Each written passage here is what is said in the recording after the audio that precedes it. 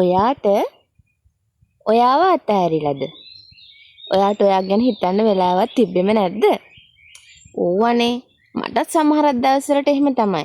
මගෙත් මේ ගෙවුනේ ඒ වගේ දවසක්. ඒත් මට හිතුණා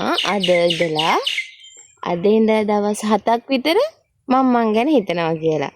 මොකද සාමාන්‍යයෙන් මං දෙයක් පටන් ගත්තොත් වැඩි කාලයක් අල්ලන් ඉන්න කෙනෙක් නෙමෙයි. මට ඒක එපා වෙනවා ටික කාලයක් ගියාම. ක්‍රීම් එකක් ගත්තත් එහෙමයි මොනවා ගත්තත් එහෙමයි. ඉතින් හැටි ඉති. එක එක විදිහනේ. හැබැයි මං අද ඉඳලා දවස් 7ක් කොහොම හරි මට ආදරය කරලා මගෙන් පටන් අරගෙන මගේ ජීවිතේ වෙනස් කරගන්නවා කියලා හිතුවා.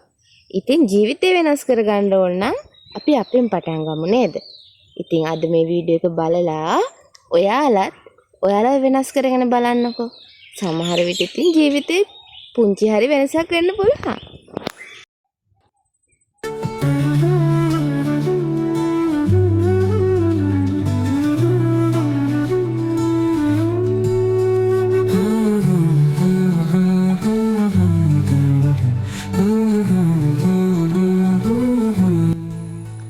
සේරටම කලින් මිදුලතු ගාගෙන ඉන්න එපා. ඔන්න ඉතින් මම මිදුලතු ගාගත්තා. ඔයාලට පේන්නේ මේ මම පොඩ්ඩක් ස්පීඩ් කරලා තියෙන වීඩියෝ එක. ඔයාලා දන්නවද මම මේ hina වෙවි මිදුලතු ගන්න කියලා? මේ අපේ අයියා කරන විහිළු වලට තමයි යන්නේ. එයානේ මේ වීඩියෝ එක ගන්න ඉතින්. මිදුලතු ගාලා ඉවරයි.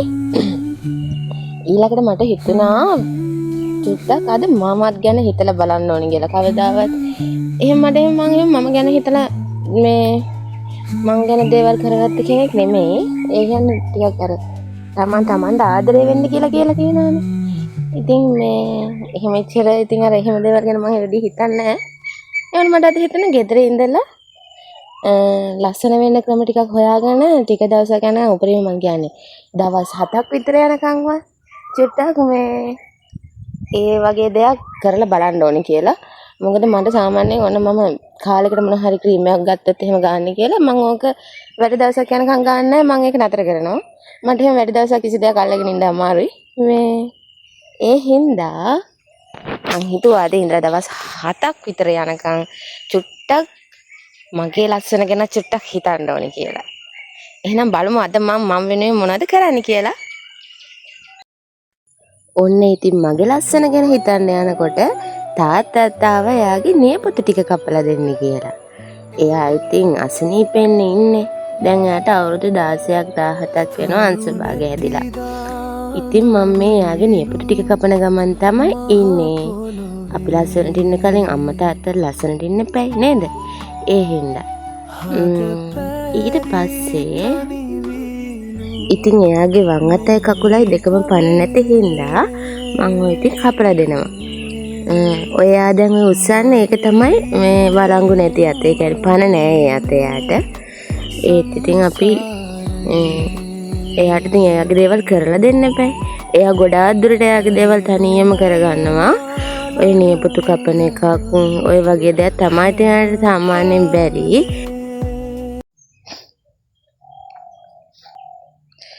මට හිතුණා මූණට කලින් කකුල් දෙකට මොකක් හරි ට්‍රීට්මන්ට් එකක් කරගන්න ඕනි කියලා. මම අහලා තියෙනවා අර කකුල් දෙක පිරිසිදුව කකුල් දෙකට ට්‍රීට්මන්ට් කරද්දී මනසටත් ඒක ලොකුවට බලපානවා කියලා. මනසත් හොඳින් තියාගෙන කකුල් දෙකත් හොඳින් තියාගෙන ඉන්න පුළුවන් නේ. ඒ හින්දා මම හිතුවා කකුල් දෙකට ට්‍රීට්මන්ට් එකක් කරන්න ඕනේ කියලා. අර පෙඩිකියු එකක් කකුල් දෙකට කෙරුවොත් හොඳයි කියලා. ගෙදර තියෙන දේවල් භාවිතා කරලා අපි පෙඩිකියු එක කරගමු.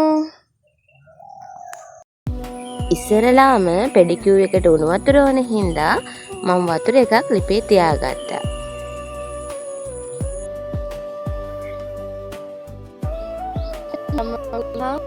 කඩමල් බික්ක් හදාගන්න. ඒක ඇඟට පේස්ට් ටිකක් හොඳයි කොණ්ඩේටත් හොඳයි කියලා මම අහලා තියෙනවා. ඒ වගේම තව එකක් අහලා තියෙනවා මේ මොනවද නිල් කටුරු මල් පිළිකානාශකයක් කියලා. නිල් කටුරු මල් ටික නෙමෙයි.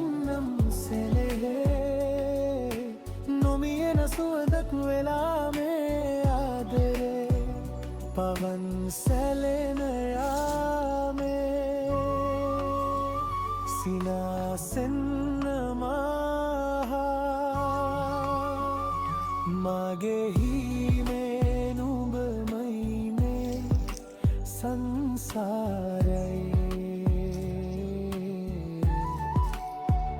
රැඳෙනු මැන මා ළඟම හැම කාලෙම. ඔන්න ඉතින් බලන්නකො දැන් පෙඩිකියුර් එක කරන්න කලින් මගේ කකුල් දෙක කොහොමද කියලා.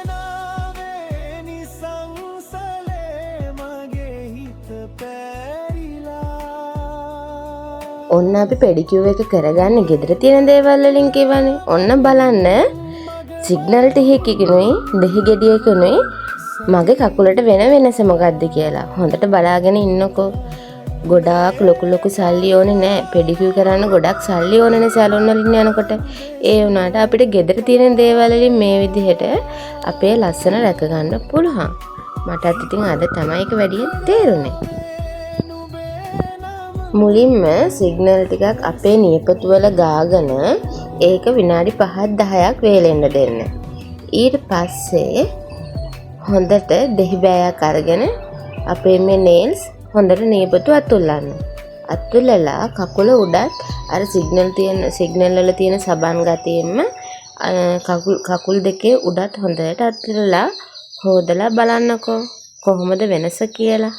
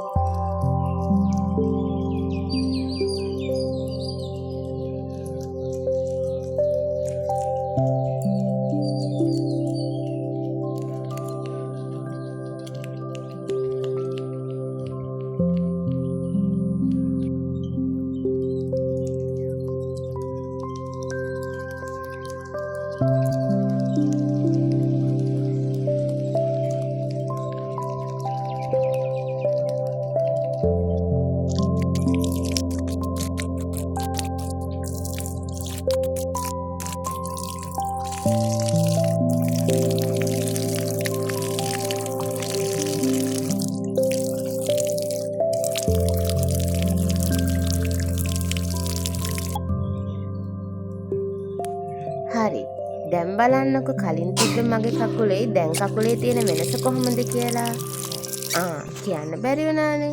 ඉතින් මේ වීඩියෝ එක බලාගෙන යන ගමන්ම මාව සබ්ස්ක්‍රයිබ් කරලා නැත්නම් මාව සබ්ස්ක්‍රයිබ් කරන්නත් අමතක කරන්න එපා.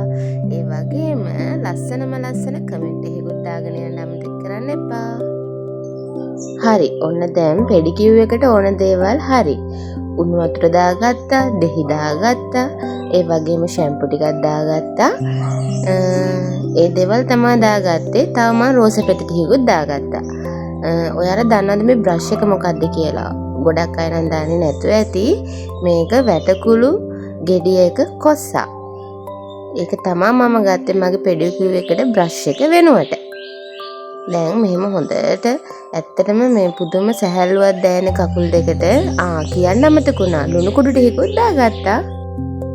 මේ තියෙන්නේ අවසාන රිසල්ට් එක. හරි. එන්නකො දැන් කටරොළු බීම් එක හදාගන්න.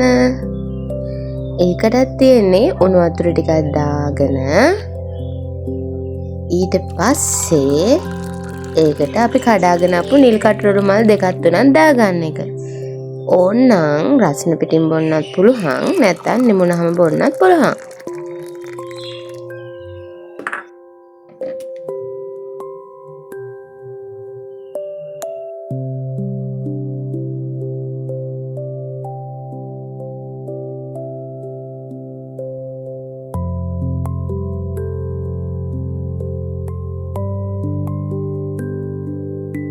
ඉතින් මම ඔයාලටත් කියන්නේ සල්ලි නෑ කියලා දුක් වෙවි ඉන්නට වැඩිය අපි අවට දෙයක් හොයාගෙන අපිට ලස්සන වෙන්න අපේ ශරීරයට හොඳ දෙයක් ගත්තොත් අපිටම තමයි ඒක හොඳ නේද? ඉතින් අදට මං ගිහින් එන්නම්. ඊළඟ දවසෙත් ලස්සන වීඩියෝ එකක් අරන් එනකන් මගෙත් එක්ක එකතු වෙලා ඉන්න. මට ලස්සන කමෙන්ට් එකක් දාගෙන යන්න. ඒ වගේම මාව සබ්ස්ක්‍රයිබ් කරලා නැත්නම් මාව සබ්ස්ක්‍රයිබ් කරන්න කියලා ආදරයෙන් ඉල්ලනවා. ඔයාලා හැමෝටම බුදු සරණයි. ගොඩාක් ආදරේ.